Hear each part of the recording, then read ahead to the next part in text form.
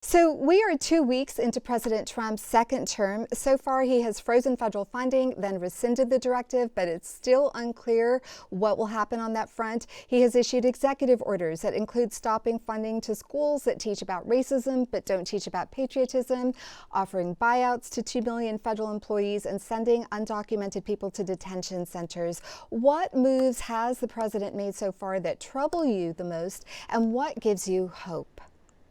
All of it troubles me because this overreach of executive authority, the speed at which he's doing things is unusual. We also have what I consider a national emergency in which a private citizen, Elon Musk, and some surrogates who seem to be Wired reported, they're like college student age, have taken control of portions of the federal bureaucracy's payment systems, like the General Services Administration, and have locked out federal employees from computer systems.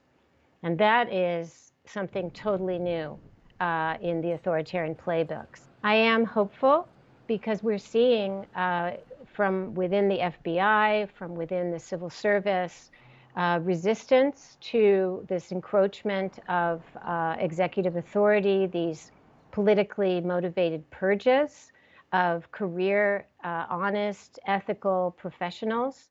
This process of mass deportations is there. Tens of thousands of people here in San Diego will be affected.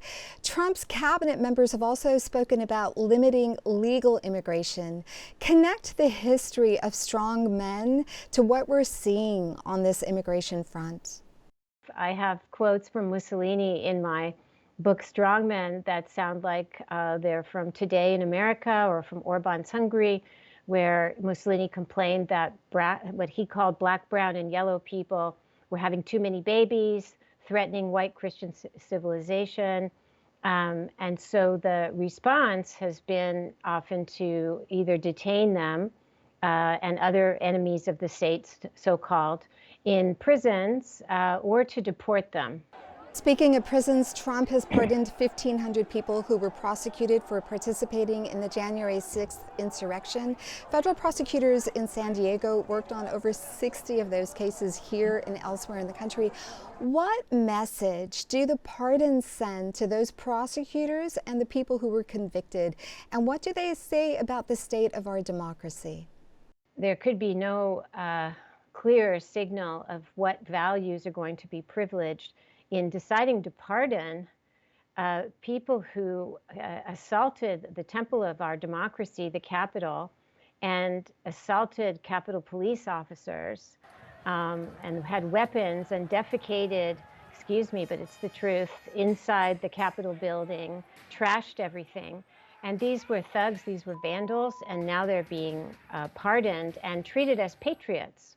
This has been part of the messaging, is that these are the patriots. So, Professor Ben-Ghiat, 8 years ago, a resistance movement mobilized to counteract Trump as he started his first term. I've spoken to local scientists about potentially losing their funding and some federal workers who received buyout offers. They wonder aloud who is advocating for them. There's a belief that there's no counterweight to the executive orders, that the opposition has almost rolled over. How do you interpret what's happening? I believe that may change. The thing about now is that we are not even, we're like 2 weeks into this, and each day has seemed like a week in itself. And so we have to get our bearings and remember that we have a history of effective protest. Sir Ben-Ghiat, thank you so much for speaking with me today. It's a pleasure.